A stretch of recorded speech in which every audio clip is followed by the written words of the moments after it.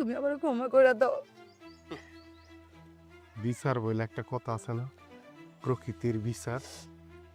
আমি কোনোদিন দেখি নাই যে কোনো মাইয়া মানুষ তার স্বামীরে সন্তানের ঠকাইয়া অন্য পুরুষের হাত ধরে ঘর ছেড়ে চলে গেছে কিন্তু সুখে ছিল।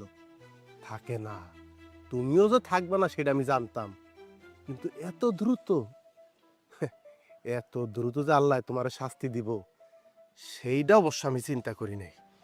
যাইও না, যাইও না। তোমার লগে আমার একটা কথা আছে, যাইও না। আমার কথাটা শোনো। তোমার মতো 10টা খারাপ মেয়ে মানুষের সাথে আমার কোনো কথা নাই। যাইও না। তুমি আমার একটা কথা শোনো। আমার যাওয়ার তো কোনো জায়গা নেই।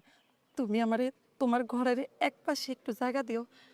আমি কি করবো কও, আমি কই যাবো? আমার যে যাওয়ার আর কোনো জায়গা নাই। আমার বাড়িতে তুমি? আমি বাইসা থাকতে যেই থুতু আমি একবার মুখ দিয়া ফালায় দেই সেইটা আর মুখে তুলে নেই না। শুনছি তুমি নাকি বিয়া করছো। সমস্যা নেই, আমি তোমাকে ভিতরে যাবো না, তোমাকে ডিস্টার্বও করবো না।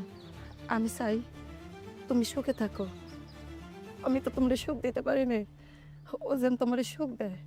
আমি শুধু একটু কথা রাখো, শুধু আমার সন্তানের পাশে আমার একটু থাকার জায়গাটা করে দাও।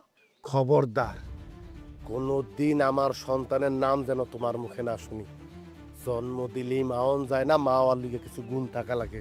এখন সন্তানের কথা খুব মনে পড়তেছে। যখন এই সন্তান ফালায় তুই আরেক লোকের হাত ধরে আমার ঘর ছেড়ে গেছিলা, তখন মনে পড়ে নাই? মনে পড়ে নাই এই সন্তান মা মা করতো? মনে পড়ে নাই এই সন্তান মায়ের আচ্ছারা ভাত খায় না? এখন আইসো সন্তান করতে, এখন আইসো সন্তানের লেগা মায়া দেখাইতে। আমি চাই না আমার সন্তানের উপর তোমার বিন্দু মাত্র প্রভাব পড়ুক, তোমার কোনো ছায়া পড়ুক। আমার সন্তান বড়ই আমার পরিচয়।